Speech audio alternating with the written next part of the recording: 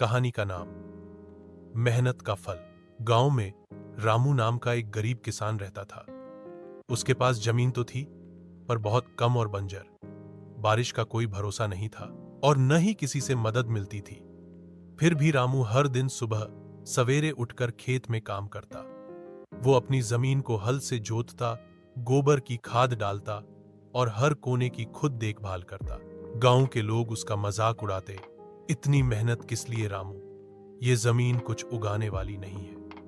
पर रामू सिर्फ मुस्कुराता और कहता, मेहनत कभी बेकार नहीं जाती, भगवान देख रहा है। एक दिन गांव में कृषि अधिकारी आए। उन्होंने देखा कि रामू ने बंजर जमीन को उपजाऊ बना दिया है। उन्होंने रामू की लगन और मेहनत से प्रभावित होकर सरकार को रिपोर्ट भेजी। कुछ ही हफ्तों में रामू को सरकार की ओर से एक नई टेक्नोलॉजी वाली सिंचाई मशीन और बीजों की मदद मिली। अगले सीजन में रामू के खेत में इतनी अच्छी फसल हुई कि पूरा गांव हैरान रह गया। अब वही लोग जो उसका मजाक उड़ाते थे, उससे सलाह लेने आने लगे। रामू ने कभी घमंड नहीं किया। वो हमेशा कहता, अगर दिल से मेहनत करो और उम्मीद मत छोड़ो तो धरती माँ भी साथ देती है। शिक्षा, कड़ी मेहनत, धैर्य और विश्वास से कोई भी असंभव चीज संभव हो सकती है।